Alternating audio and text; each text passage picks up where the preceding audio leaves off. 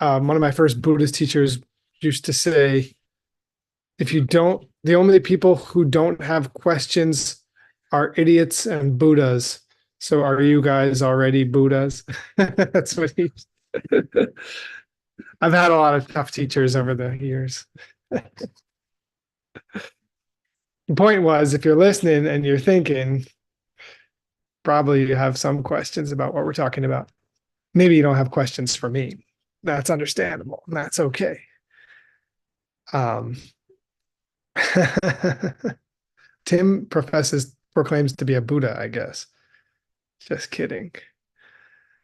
Um, but does anybody have anything that's on their mind that they would like to discuss? And don't be shy, okay? Uh, Mahingak, did you mean to say?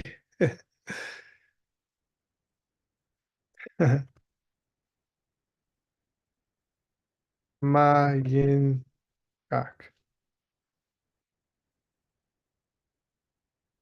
Mahingak is when like you refer to one thing not being something, and that implies the existence of something else.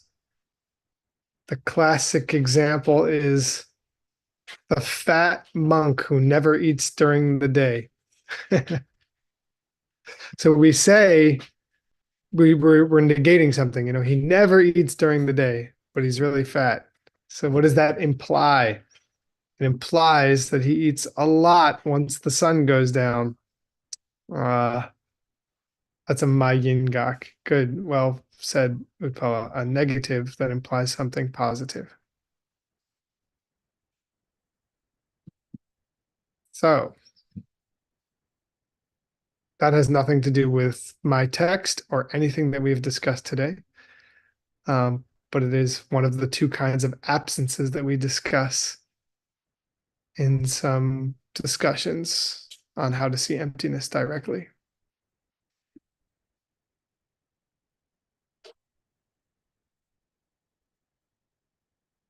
So, could you share with us the four divisions in the second path? What are you talking about, Gibson?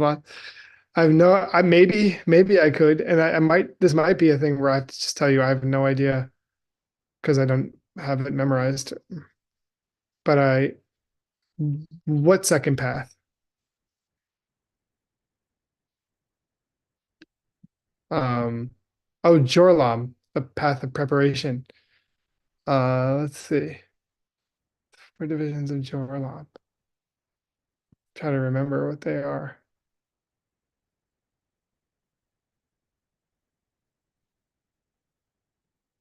There's Chichot. There's man, I don't remember right now. I would have to study that terrain. Yes, mastery. Uh Jorlam. I don't remember. Yeah, mastery is one of them.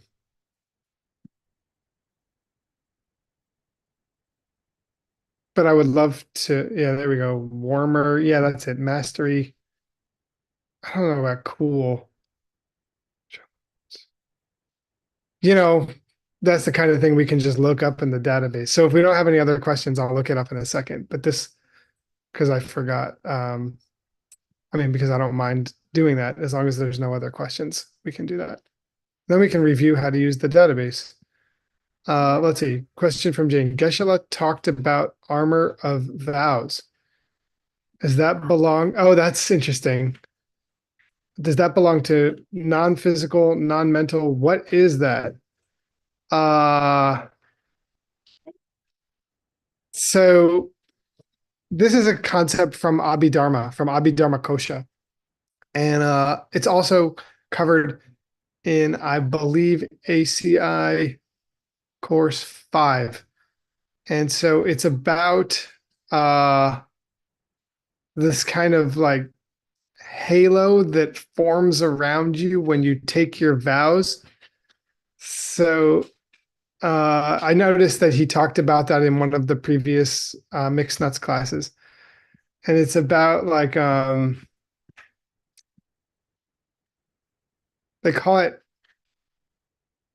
physical or sorry, non-physical communicating karma. And it's like or physical. So it's like the idea is that there's like this halo that forms around you when you take a vow. And it's just one of the different kinds of there's various different divisions of karma that are made in the Abhidharma. And this is a division where they talk about communicating versus non-communicating. So it's a kind of form, which is physical. And there's communicating form and non-communicating form. Sorry, was somebody chiming in? Okay. Anybody remembers better than me, you're free to chime in, okay? I will not be offended. Somebody who has taken this course more recently than me. But the point is, because it was many, many years ago when I studied this, that there's this kind of, according to Abhidharma, there's this aura that forms around you that's like a special kind of invisible physical matter that interacts, that serves to protect you as long as you keep your vows. It helps you keep your vows and it protects you, like it helps you to make good seeds stronger and to avoid planting bad seeds, basically. So according to the Abhidharma, part of the power of taking vows, whether they're monk's vows or layperson vows or bodhisattva vows or diamond way vows, is that when you plant a seed, a good seed, and you have those vows, the good seed is much stronger.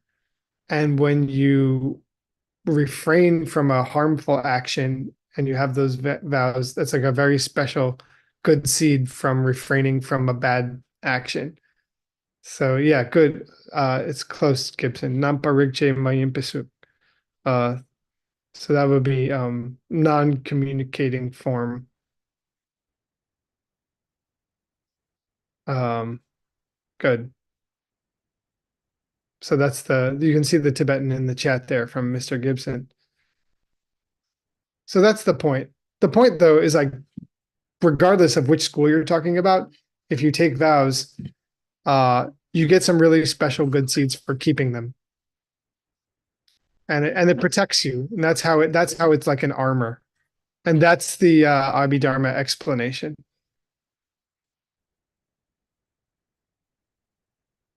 Okay.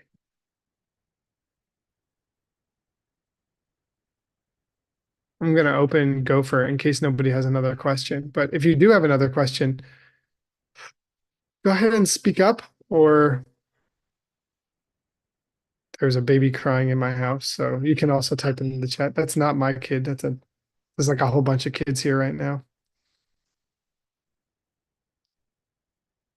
I don't know if you guys can hear that. Here we go. Gopher. Does anybody else have anything interesting to discuss?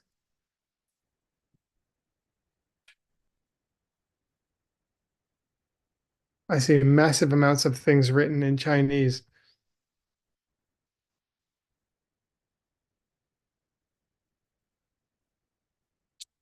So if it's a non-physical communicating form, and this idea is from a lower school, the Abhidharma school, then isn't there a gakcha to go looking for? I'm not sure I understand the question. Yes, I mean, the one thing I'm going to say that I'm not sure this is what you're saying, Dennis, but just because any school says that a thing exists doesn't mean that that school is necessarily claiming that that thing that exists is the ultimate form of existence. Now, that said, that does that idea that kind of like philosophical exploration is the philosophical exploration which forms the basis of the various schools of Buddhism, of classical Buddhism. So a lot of different schools, the philosophical schools formed to debate whether certain things are real or truly exist or not. And so we were just discussing in the previous class, in my class, and then during the discussion, whether physical parts or atoms are something which are real, substantial atoms. And it seems that the lower schools imply that they are, ultimate or truly existing, and that we know for sure that the middle way school says that they're not. And when you get down into the nitty gritty, into the details of philosophical literature, um, it's interesting to explore whether or not people are really claiming that these things, like, are they making claims that these things exist ultimately? Or is it just that they're not denying the ultimate, that these things exist ultimately? And so I think that one of the more profound and powerful things about the middle way school is that the middle way school is very clear to deny the existence of anything that could exist ultimately in and of itself.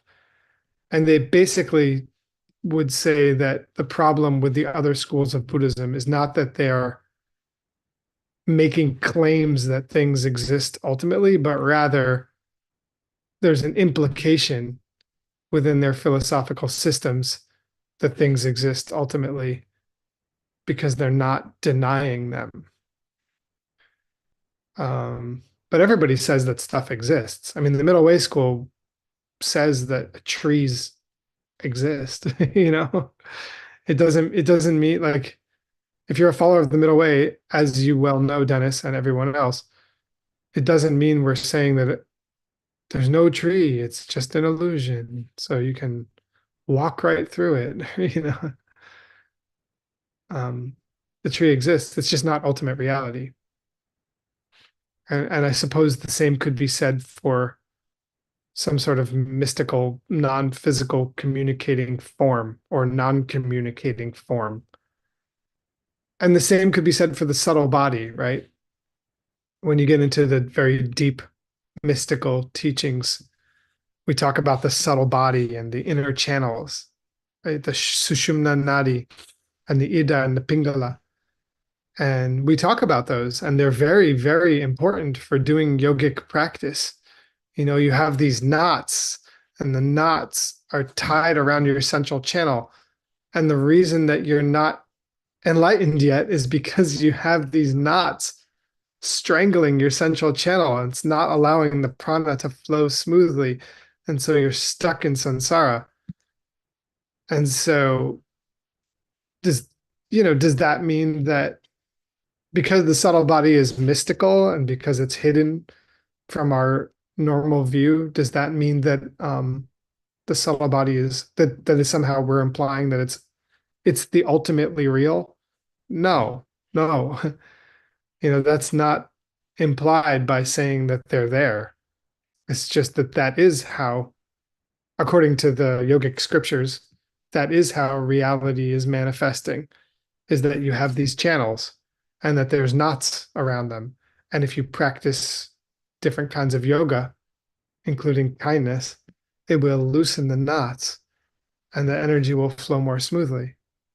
And just like you have a physical body and you can feed your physical body, hamburger helper, or you can feed your physical body like amazing green juice and organic vegetables. And it might make a difference for how, your life goes. And it's not because one thing is ultimate or not. It's because uh, reality functions in a coherent way because we have the seeds for reality to function in a coherent way, if that makes sense. This is something we should all be thinking about, right? Because we can get tripped up. If somebody tells you to eat organic food, does that mean that organic food exists ultimately? Does it mean it's definitely going to heal you? No, not necessarily. So those are questions I think it's important for us to ponder. As kids like screaming outside my door. Um, Anybody have any thoughts or questions?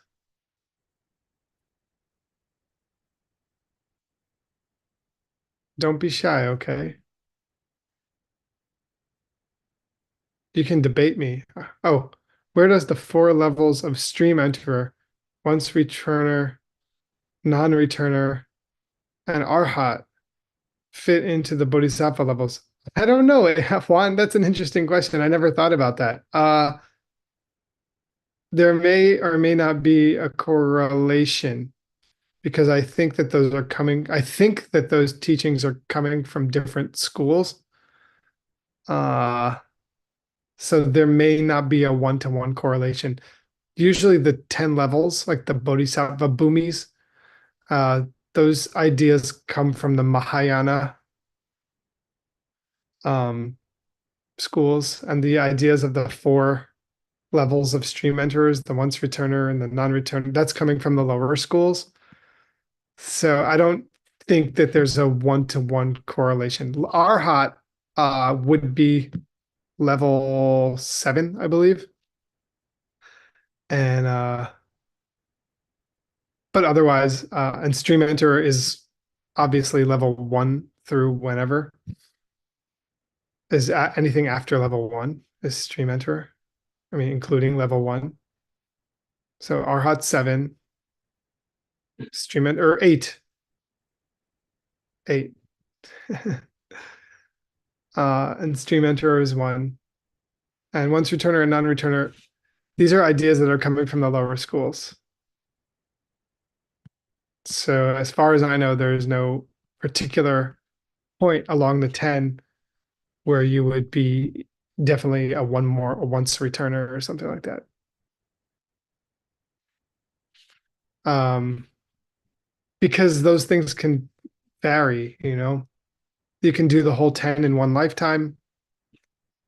It can take up to 16 lifetimes. Not only that, but in our tradition, we study 10 bodhisattva levels. It means the different levels that a bodhisattva progresses along until they reach total Buddhahood.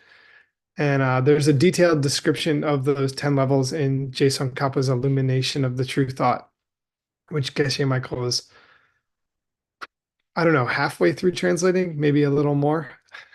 So we'll be able to learn that detailed description when he finishes that book. But thank you for asking, but it's not a one-to-one correlation other than that, as far as I know. Okay, so it looks like I have a nice long question from, oh, Alex, quick question. Does the highest school accept non-communicating karma? No, no. I mean, these are really just Abhidharma ideas that are, it's just not taught in the middle way schools. So I don't know. Uh, I don't, you know, it's not really an idea that middle way would discuss. It's not necessary. They wouldn't need to add that extra kind of idea of a halo, of some kind of form. Question from Prasnya. I have been helping an artist friend introduce business resources and successful businesses without asking for any commission. So you're trying to help them get a successful business. She was very grateful to me for the introduction before and was very excited when I introduced her resources, but I didn't have too much contact or interference. It was just a pure introduction. But later, I don't understand why she suddenly deleted me. I don't understand why. My client found it strange and told her to thank me for introducing her to each other. Okay, so you introduced her to somebody else, and then she cut you out of the conversation. She didn't explain why she wanted to delete me. I feel inexplicable and weird. Why is this so?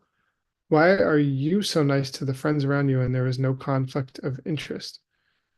But your friend suddenly becomes like this. I don't quite understand how to understand it from the seed level, or should I just let it go? Okay. I don't fully understand your question, probably because of the translation, but I think I understand it mostly. Um, so I'll do my best to answer this with what I see, and then you can clarify. First of all, should I just let it go? Of course, absolutely. Just let it go, okay? Don't worry about it. Don't let it bother you. Okay, that's definitely my advice is don't be upset about it. That's of course easier said than done. Uh, and I still would love to try to answer your question, but I hope that if you can forgive them and not feel angry, then of course it's just better for you mentally. You know, when we hold on to things, when we're sad about things, when we're angry at other people, when we stew in anger toward other people, we create more bad seeds.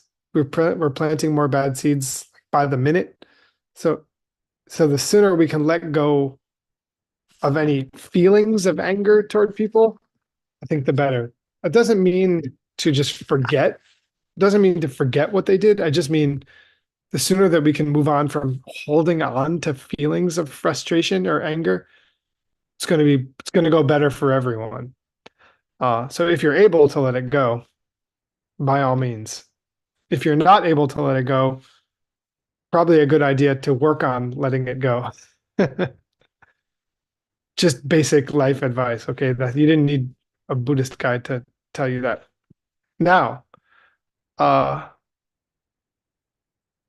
why does it happen that we do something that we believe is just kind, like pure kindness for somebody, and we don't feel any gratitude from them, and rather from them we feel resentment or frustration or a desire that we would do more for them, I think is sometimes the case. Uh, you know, we feel the opposite of gratitude often from people that we help. And why? Why would that be? Mm, I mean, I've been studying this stuff for a while and I have to, I struggle to put it into practice in my own life just because these feelings are hard to deal with. But the answer, I believe, is this is the way seeds ripen. Like this is a direct learning process of the fact that conventional cause and effect, it doesn't always make sense. It doesn't always work out. Like you do somebody a favor, you'd think they would be grateful, and they're just not, and they're angry. And it happens all the time. And it's because the real or the cause and effect that's truly at play is on a different level. You know, like it's karma, cause and effect. It's seeds. It's not what you're doing in the moment. So if you did something kind to create a connection for somebody, right? If you did something to help somebody, to help them grow their business, or to put two people together, that's amazing. What you did is good. Like you definitely planted a good seed, and you don't have to worry about it, you know. And if the result that you get in the moment doesn't match, it's because of the time gap between the seed that you planted and the result. So if you planted a good seed, that seed goes into your mind, then it like sits in there for a while and it just like cooks. And it could be years, it could be lifetimes, but it just sits in there. And then if you get the experience of a person being ungrateful to you, that's a totally different seed that was already sitting in your mind. And it has nothing to do with the seed that you planted by helping to connect two people or by supporting them with their business. So they're just not related. And it's confusing. And it's why our world is so messed up. If we had a world where, you know, when you step on a bug, then somebody steps on your house or steps on your head, then nobody would ever harm anyone else ever. But part of the cruel irony and pain of samsara is that there's a time gap between cause and effect. So you plant a seed by helping this person, they're ungrateful to you. This lack of gratitude is a seed, a different seed, okay, not related to the seed of you helping them. The lack of gratitude is from some time in the past when you were ungrateful. So the answer is be as grateful as we can, as frequently as we can. The more gratitude that we can have in our life toward everyone, the better. It's like one of the greatest tools that we have in our toolbox is gratitude, to be grateful. And there's really cool ideas in like DCI level 12 to help us to feel gratitude, like so that we're not, to help us combat our own anger, so that we're not planting bad seeds. But that's the answer. Time gap, seed, result. So when you planted a seed of helping someone's business, it planted a seed in your mind. And when that seed ripens, it will be somebody helping you. It will be your own business flourishing. Okay. But there's a time gap. So those were two different seeds. Hello, Amelie. What are you doing? Naked. Oh, you naked baby. I'm on the call right now, okay? Okay. I love you.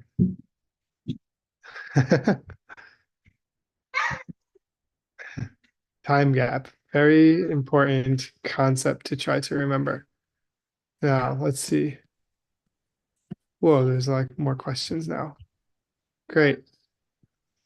When I learned the seeds of wisdom, sometimes I fall into deep fear. I always worried that I didn't have the seeds to create the reality that I wanted. How to crack it? These are awesome questions. Okay, cool. I'm excited. I'm gonna close the door. Excuse me for one moment.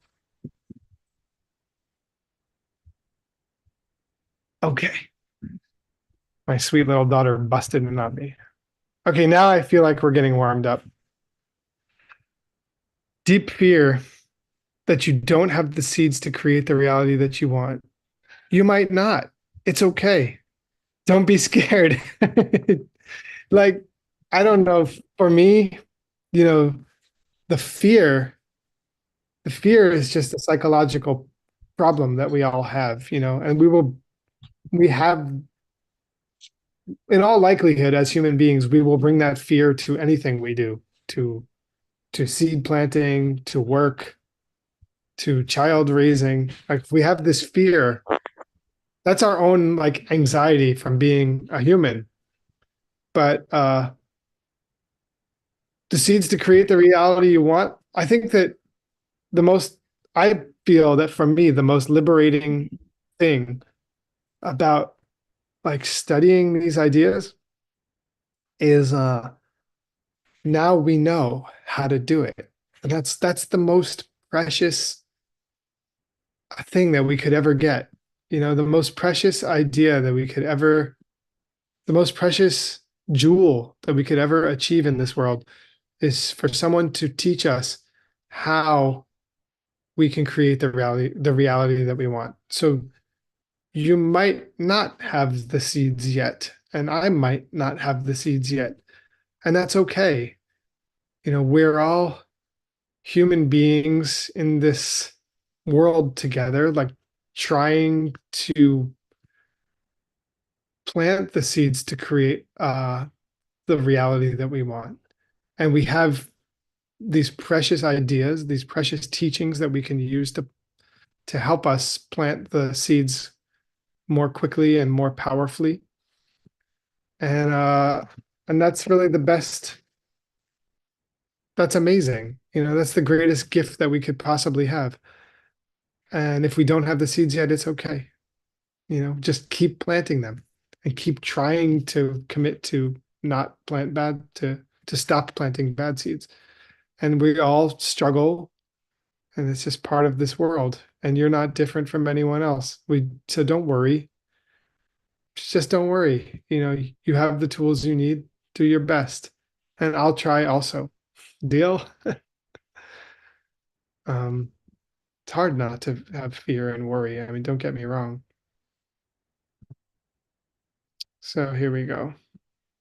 So I'm sorry that you fell into fear, but hopefully, if we understand the teaching correctly, it should give us a sense of freedom.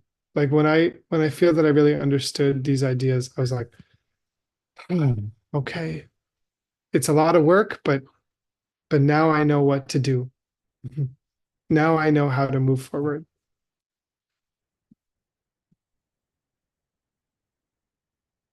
So here's a question. I'm going to read it. Buddha saw the luminous images coming out from our seeds, 65 images per second, 65 seeds per second. While in another occasion, we said the mental seed is just a metaphor, not the truth. How to understand the contradiction? Okay. 65 images from 65 seeds. So when Geshe Michael teaches this idea of seeds, he is teaching that it is 65 seeds opening per second. And each seed has one image. So 65 images are coming from 65 seeds every second. That's the that's the explanation. And then I said that the seeds are like a metaphor. I don't want to confuse you. When I say that, I'm what I'm saying is the seeds are also coming from seeds. So it's like uh, I don't think it's so important to get so hung up on the details of how many seeds. The point is, uh, if when we become Buddhas, we see exactly how many seeds and how exactly reality is functioning on a invisible level, that's amazing. Uh, for now, we can't confirm with our direct perception exactly how reality is coming into existence. So we rely on what the masters of the past are saying. Uh, One interesting thing about Master Nagarjuna is that he shows us that these seeds, the seeds that are coming, the images and the seeds and all of this that we're talking about, that's also coming from seeds. So like this this Emily, I'm in a meeting. Okay. So and that's why my eyes look tired, okay? Sorry. Um, so the idea is that the seeds are also dependent upon our labels. And it's not this real concrete final way of existence either. It's just as much an illusion as this physical body, as this green juice, as this iPhone. Okay, the seeds are also like that. Okay, they're also coming from seeds. And so, yeah, maybe it's 65. I mean, that's what Geshe Michael's teaching. And if I taught you about how Nagarjuna proves that cause and effect are also labels, it's so that we don't hold too tightly to the idea of cause and effect being ultimate reality. Because ultimate reality, at the final end of our philosophical exploration, when we find ultimate reality, we find that there's only emptiness. There's only a lack of things existing from their own side. That's why I may have said the word metaphor about seeds, because a lot of the students in our lineage in our schools really want to hold on to the idea of seeds as being ultimate reality. You see what I mean? So I was just trying to help us move away from that. But one of the very valuable things about studying seeds and is it's a more practical way to think about reality than conventional cause and effect. If we can think about the world in terms of the seeds we plant and their actions, that's closer to the way reality functions. So therefore, it's going to help us have a better life and reach enlightenment. I hope that makes sense and is not more confusing.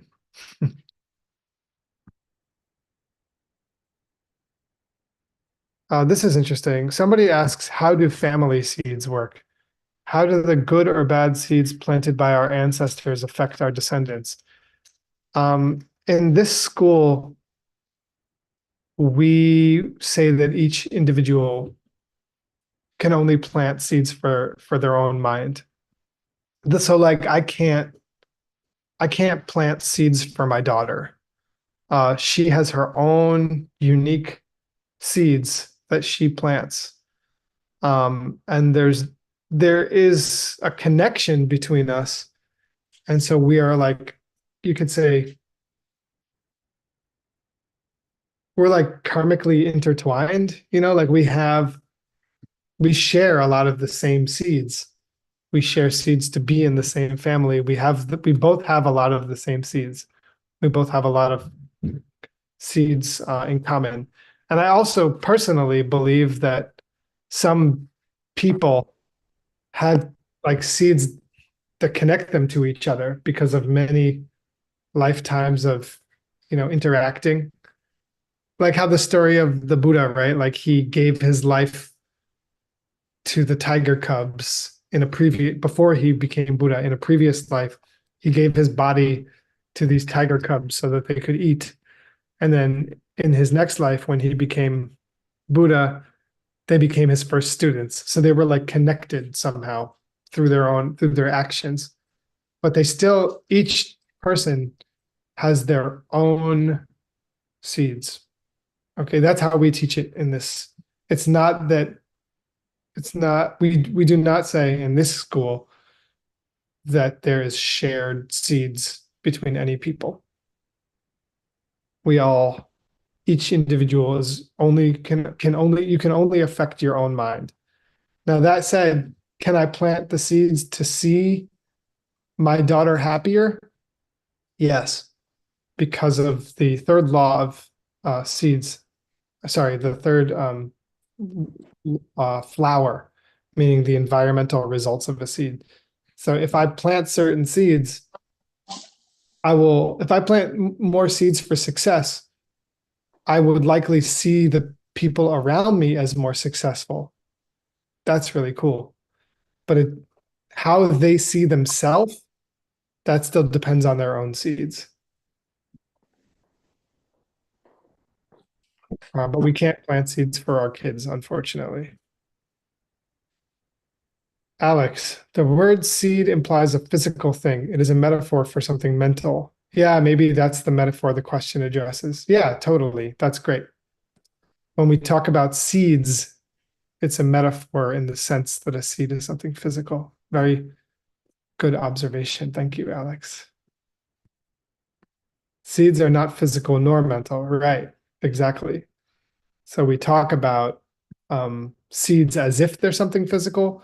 And I think what I was trying to address is a lot of us uh, get stuck with these ideas in our mind of the seeds being something kind of like sitting in there, like something physical, like these little physical seeds, or even mental little like. And Geshe Michael describes them that way, and that's beautiful and amazing and helpful.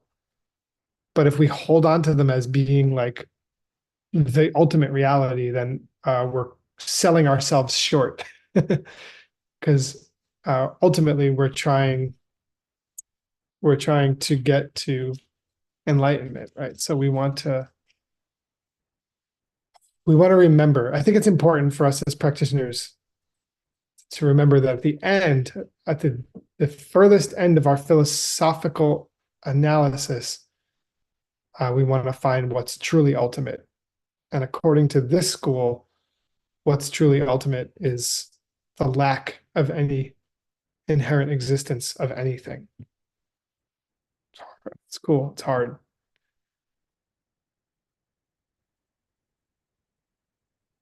Let's see. Anybody else have any more interesting questions? Oh, here we go. Can you explain how, in the higher school of the middle way, the parts of the pen, such as color and shape, open before the image of the pen? That's interesting. According to my understanding, it's like uh it all happens super, super fast. But like if I look, I don't have a pen. Oh, here we do. I do have a pen. If I look at this pen, like so first a seed opens in my mind for blue, round, long, and then let's just say it's blue, okay? Then a seed opens in my mind for like, this thing that pens always have, the little clip and the button. And then a seed opens in my mind for pen. So it's like first a seed opens for the parts, and then the seed opens to call it a pen. So it's like a very fast process, um, where you are labeling the parts and then you're labeling the whole upon the parts. The point of that discussion and that we were having earlier about this too, the point is just that the parts are also coming from seeds.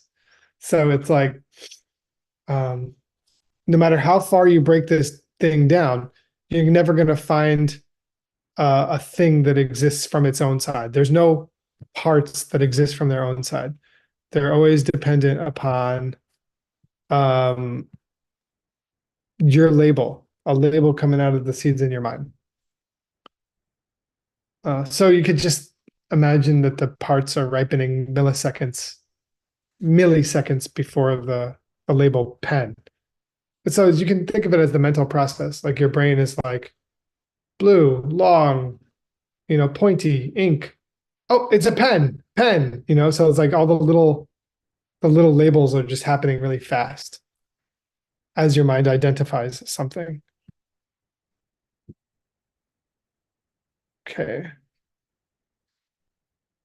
Fun question. Thank you so much. Uh, Another question. Do physical things such as stones have seeds? If not, how can these physical things be nirvana? How can I help them? That's awesome. Uh, um, no, we in this school we say that like inanimate objects, like non-living things, don't have their own seeds. We would say that yeah, they don't have. In order to have seeds, there has to be a mind stream, and according to this tradition, uh, a pen or a rock or something doesn't have a mind. I'm not saying it's true. I don't know. I, I'm just saying, according to this tradition, um, things that are not alive do not have a mind. And then, so that we don't have to help them because they're not, because they don't have a mind, they can't experience pleasure or pain. So nirvana, nirvana is the experience of pleasure and no more pain. Okay, nirvana is the absence of any more pain. So by definition, there needs to be someone there to experience it. There needs to be a subject state of mind to experience nirvana, to experience the absence of pain. And so, or the same with samsara, the same with pain. There has to be a subject state of mind to experience pain. So, according to what I understand about this system, uh, a pen or a rock can't experience pain, so we don't have to help them. They don't need help, basically. uh, but if we do figure out a way to help rocks, I want to help them, but I think they're okay. Uh, that's the best of my understanding so far. Uh, and you know, you get into the realm of if we start talking about, that rocks do have feelings and they are aware, then it's so far from anything that I could imagine how to visualize what they feel. So but just try to feel gratitude and kindness toward everything. And I think that would be the best you can do. The best that we can all do in general is to get ourselves free of pain. Uh, that's the best that we can do to help anybody. So whether you want to help a rock or another person or celery, the best thing that you could possibly do is practice meditation, study these ideas, untie the knots of the channels of your body, and reach enlightenment so that you are truly the kind of being that can help people. And I think we get there through our practice and through feeling love and gratitude and kindness toward all other beings. And if it helps you to feel gratitude toward mountains and things, then absolutely do it. And I do too, actually.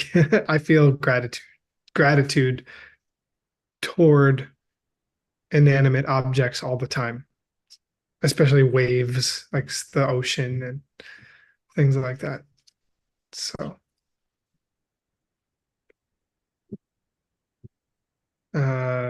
somebody said, I applied for a body donation a few years ago to donate my body parts to the needy after my brain death. However, in this in I can't read right there. In some tradition, people should not touch the body when they die because the consciousness has not completely left, which will affect the state of good life.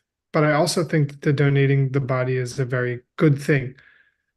May I ask for the teacher for suggestion? Yeah, okay. Suggestions around this topic. Personally, I am signed up to donate my organs, and I think it's a very good seed. Uh, I think that we live in a world where we have incredible medical technology to be able to help another sick person or injured person with our own body after we die. Amazing. Uh, I believe that it's probably an incredibly good seed to donate our body parts after our own death. Um, whether or not the consciousness has completely left, different traditions say different things. Um, but I personally, and what I've heard from my own teachers, I also believe if we are donating our organs to help another being, um, that's a better seed than that's such a good seed that it's going to outweigh any problem that would cause us. I think that just doing that is you're planting such a powerfully good seed in your mind that I think that it would the force of those good seeds I think would outweigh any potential confusion during the death process. That's what I believe. And I've heard Geshe Michael say this as well. So, you know, preparing for death is like a whole nother like amazing, huge subject that I think we can study together. And maybe we'll get to study together in mixed nuts. But mostly, from my years of experience studying this stuff and my own intuition, the most important things, the most powerful things that are going to affect us at the moment of death are what we have habituated our mind to over the course of our life. So it's all about habits, making the habit of being kind, making the habit of being generous, making the habit of being compassionate, and making your mind always falling back to these more kind and compassionate states. I think that that's the most powerful thing that you can do to prepare for the moment of death. And so making the decision to help someone else with your body, I believe, is another step toward habituating the mind toward compassion. So I wouldn't worry too much about the mind being stuck in the body parts or something like that. I would be more concerned with starting now and working on all of the different habits and creating a mind that tends to fall back on feelings and thoughts of love, kindness, and compassion.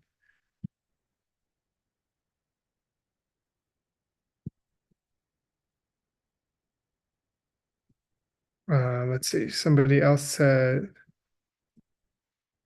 is it possible to understand it like this? 65 seeds are opened in a sequential order. For example, images of the parts are opened first, then images of things of a whole, or some images are prioritized. Yes, it's possible to understand it like that. Definitely. Yeah. For first the parts, then the whole, and which ones are prioritized probably just depends on your mind in any given moment.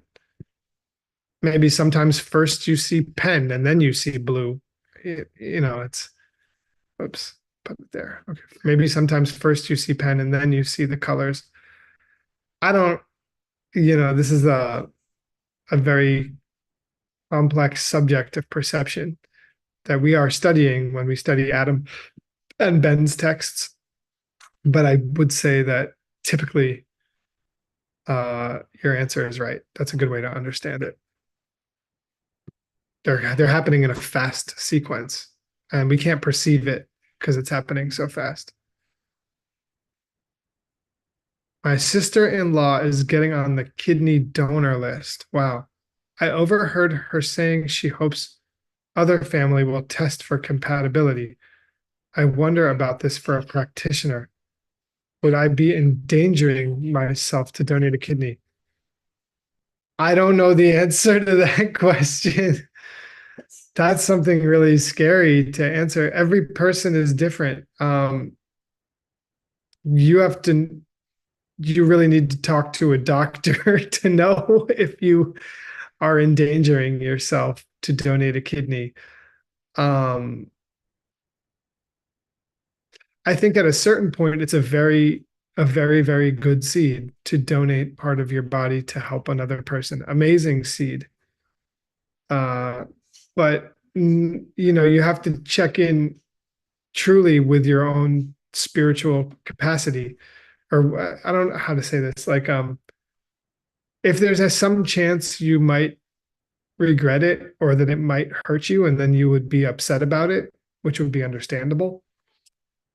Um, yeah, it might not be the best thing. I'm not sure if I'd be capable of doing that. I'm not sure. Uh, depends. It depends how healthy you are. Also, thankfully, I think they can often find them because medical technology is really good. So, I mean, the best would be to plant the seeds to see your sister find a compatible kidney that's already available. That would be the best, to try to plant seeds to see that, so that we're not even in a situation where where somebody has to sacrifice some part of themselves. So try hard now to use like 4 steps to plant seeds for um, for a donation to show up, for a kidney to show up where nobody has to give one away. Because I think people do live better with both kidneys, but I'm not sure about that. And I also do think that donating one could be a very good seed. Um, but I think that that's tricky. And you would probably need to talk to your doctor to even see if you're healthy enough to do that and whether it would shorten your lifespan. And then you have to do some deep consideration of whether or not you would regret it. Uh, that's hard. So thank you for the question. That's really deep and really real. But yeah, I would say let's start by me too. Let's all try to plant the seeds that she finds a kidney that's available. And I'll keep her in my prayers as well.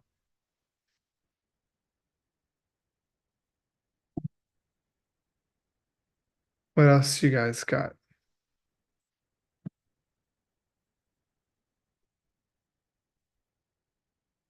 Let me see. Can I open Gopher? Jor Lam. I'm gonna look up the four parts of Jor Lam. Uh,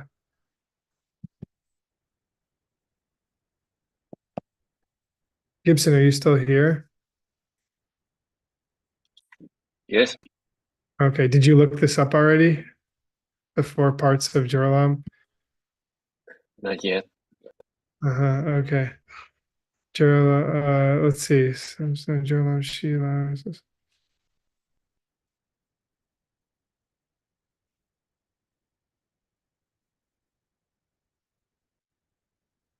Let's see. Nick, you got another question too. Oh, thank you. Okay, good, good, good. About do your teacher's problems come from you? Okay, yeah. Everything comes from my seed. My teacher's problems also come from me. Yeah. Anyone can become a perfect teacher as long as I change my seed. That's also amazingly true. So how to understand the genes theory taught by Geshe. How do I walk the middle way? If I see a problem with my teacher, under what circumstances should I change a pair of genes? Under what circumstances should I continue to change my seed so that I can see the teacher in front of me is the perfect teacher? Wow. Okay, this is a great question to finish on. Uh, and then I'll look up the four parts of Joralam before the next class. I just didn't want to be searching through the database while we were together. Um, it's funny. It reminded me though how I haven't studied certain things in a long time. Okay. Uh, amazing question. And this goes for a lot of things. You know, you can extrapolate this question to more than just teacher, but like partner or dangerous situations. So like um when it comes to teachers, you know, it depends what level of teacher we're talking about.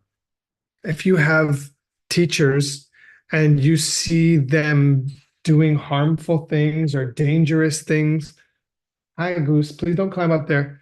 If you see them doing harmful things or dangerous things or anything like that, I think it's absolutely important to bring it to their attention and you know and or get yourself, if you're ever in a situation with a person that's harmful or dangerous, I think it's very important, good seed, to get yourself out of that situation, whatever it is.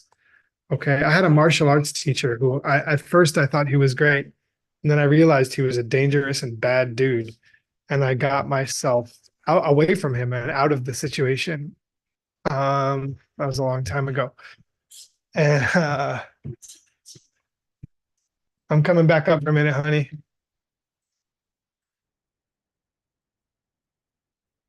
Then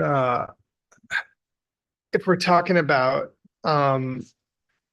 you know, you're still checking somebody out to see if they're gonna be in 2 more minutes. If you're checking somebody out to see if they're gonna be your teacher, then yeah, I think it's cool. Like you can kind of play with this, you know, if you see something that doesn't feel quite right to you, by all means, like see if there are other teachers who feel like a better fit for you. Um, but of course, we all, if we understand like seeds, then we understand that whatever those qualities are, they are indeed coming from your seeds. So it's really important to keep in mind that whatever qualities you see is coming from your seeds. So whoever, you know, they're going to follow you, but it's also possible that those seeds could ripen, the, you know, the seeds you have for your teacher could ripen as a different person and not the same person who you originally thought. So, and you don't, so it's important, I think, to stay open to that possibility. Um, so I think under any circumstance, if you're seeing something that you don't like in a teacher, then you gotta continue to work on your seeds, of course. Otherwise, the negative seed will follow you. And if you see something that you don't like in somebody and it's not changing, then yeah, by all means, it would be good to look elsewhere also, because it could be that the seed ripened for you that that person is just not for you, and that's okay.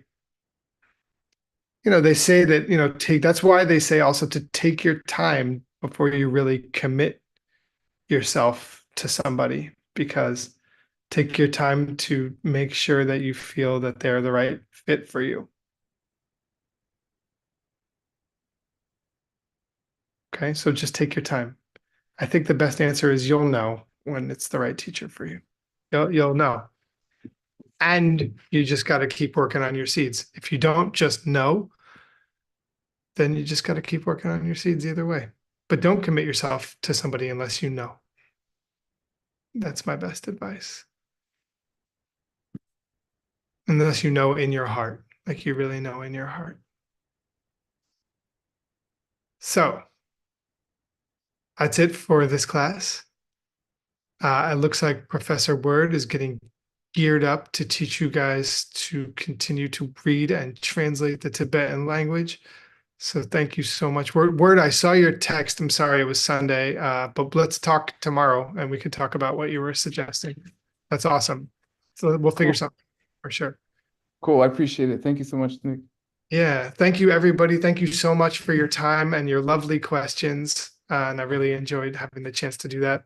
Sorry for my tired eyes and voice. I've just been through a lot in the last few weeks. But I'm all safe and sound. All right, guys. Take it easy. See you soon. Thank you so much, Nick.